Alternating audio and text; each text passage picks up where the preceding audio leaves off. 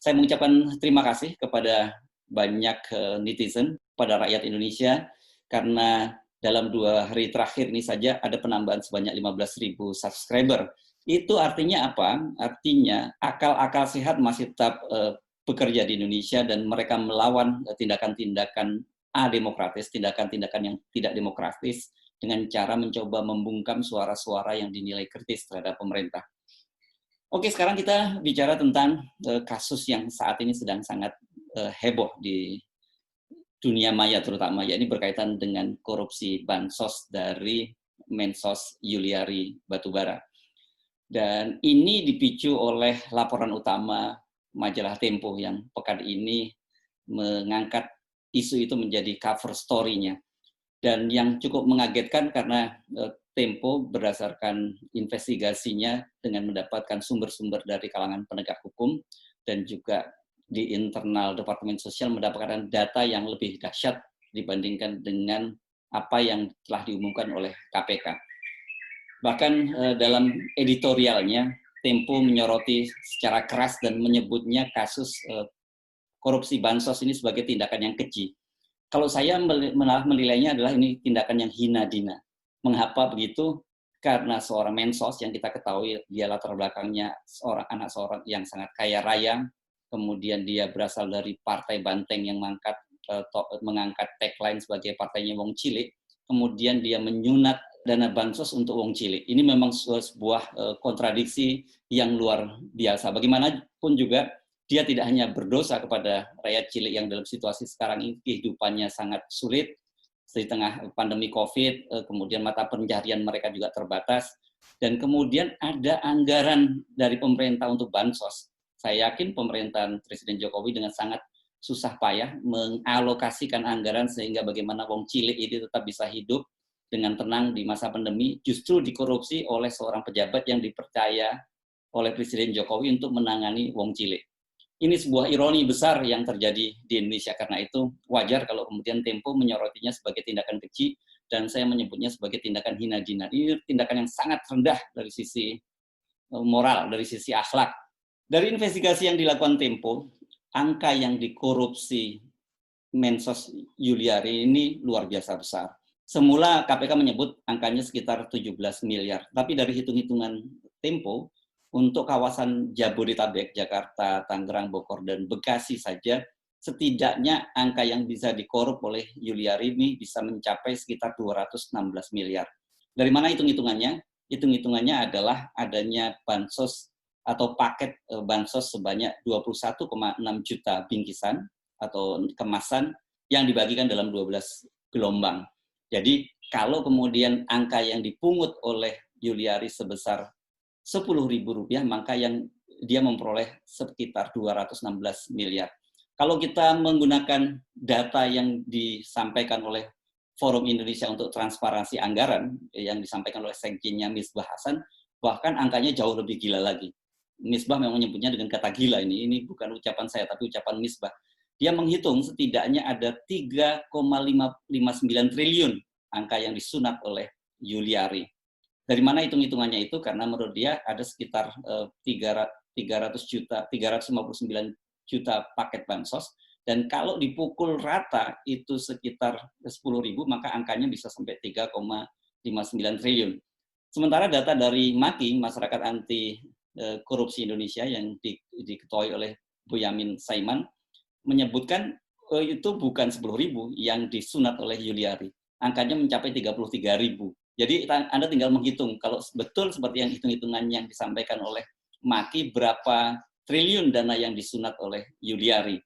Dan Boyamin tidak asal ngomong, karena data-data itu kemudian dia setorkan ke KPK dan KPK juga tengah menyelidikinya. Kemana dana-dana itu mengalir? Nah, ini yang paling menarik, dan kemudian siapa saja yang bermain. Jadi dari temuan Tempo disebutkan bahwa menyunat ini bukan hanya dilakukan oleh Juliari, akan tetapi di luar Rp10.000 tadi masih dipotong lagi dari total paket bansos Rp300.000 per bingkisan, itu ada potongan lagi sekitar 10-12% yang disebut sebagai jatah dari pemilik proyek. Siapa yang dimaksud dengan jatah pemilik proyek ini adalah para anggota DPR. Tempo tidak berhenti hanya di situ, dia juga membuat heboh lagi, yakni yang berkaitan dengan kemudian sekarang jadi trending topik di dunia maya, di Twitter, yakni tagar anak Pak Lurah. Siapa yang disebut anak Pak Lurah ini kelihatannya mengacu pada Gibran, putra pertama Presiden Jokowi yang baru saja memenangkan pilkada di Solo.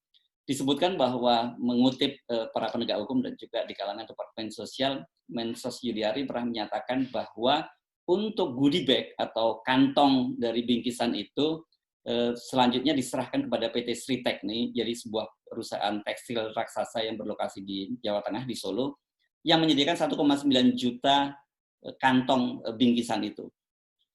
Dan mengapa kemudian Sritek yang ditunjuk secara langsung menurut Juliari karena itu adalah jatah dari anak Pak Lurah.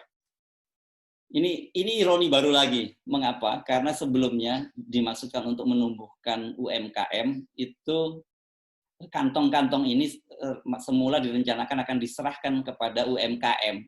Karena UMKM kemudian kesulitan mengimpor bahan baku untuk kantong, makanya kemudian agar cepat diserahkan kepada Sritek. Sekarang kemana dana-dana itu mengalir? Kalau menurut versi KPK disebutkan bahwa sebagian besar itu digunakan untuk kepentingan dari Juliari pribadi. Misalnya dia menggunakan untuk menyewa jet pribadi dalam kunjungan ke berbagai daerah. Ini ironis tidaknya, ini ironi yang ketiga.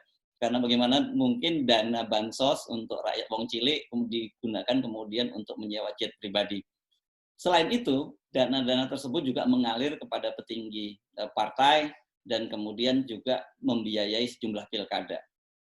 Ini mulai sensitif nih kalau kita mulai bicara pilkada ini, karena pilkada ini kemudian orang tentu referensinya PDI baru saja mencalonkan anak dan menantu Presiden Jokowi, yakni Gibran di Solo yang berhasil menjadi wali kota Solo, dan kemudian Bobi Nasution menantu Presiden Jokowi di Medan. Ini tentu perlu diselidiki lebih lanjut dari aparat penegak hukum, terutama KPK, karena Tempo mendapatkan data-data, ada indikasi, ada dugaan laporannya semacam itu. Dan kemudian salah satunya disebutkan misalnya oleh Tempo dalam kunjungannya ke Kendal, Jawa Tengah. Pada waktu itu Juliari menyerahkan, melalui orang kepercayaan, menyerahkan dana miliaran rupiah kepada seorang politisi perempuan dengan inisialnya L. Kita perlu cari siapa L ini, dan dia ini dikenal sebagai orang dekat dari Puan Maharani.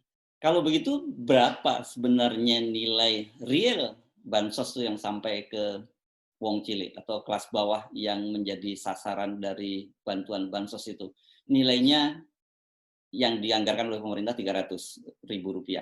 Tetapi hitung-hitungannya Tempo berdasarkan mereka melakukan survei atau survei kecil-kecilan melalui online, angkanya tidak lebih dari Rp250.000 dengan paket-paket yang ada itu. Tetapi menurut seorang pedagang, angkanya lebih rendah lagi. Mungkin hanya sekitar 200 sampai 230 ribu rupiah. Jadi sangat besar juga yang disunat oleh para pejabat dan juga anggota DPR yang punya jatah proyek itu. Melihat masifnya korupsi di kalangan partai politik, dan kemudian juga mengingat posisi Juliari sebagai wakil bendahara umum dari Partai Demokrasi Indonesia Perjuangan, kemudian sekarang ini muncul desakan agar KPK tidak hanya berhenti pada Juliari. KPK didorong untuk menelisik lebih jauh, benarkah memang ada aliran dana pada partai, dan kalau memang benar, dan mengingat begitu parahnya korupsi di kalangan partai politik, banyak kalangan yang mendorong, termasuk Tempo, mendorong agar KPK berani menerapkan pemidanaan secara korporasi. Jadi soal korporasi ini sebenarnya juga bukan hal asing.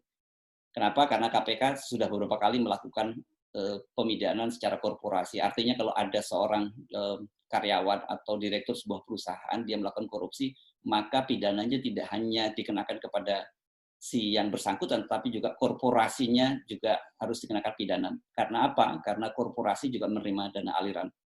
Begitu juga dengan partai politik dalam kasus ini, kalau kemudian terbukti bahwa Juliari seperti disebutkan mengalirkan dana itu untuk kepentingan partai politik dan juga untuk para calon kepala daerah pada pilkada kemarin, wajar kalau kemudian kita dorong dilakukan pemidanaan secara korporasi. Artinya apa? Artinya PDIP bisa dibubarkan kalau kemudian terbukti menerima aliran dana dari korupsi yang dilakukan oleh Mensos Juliari.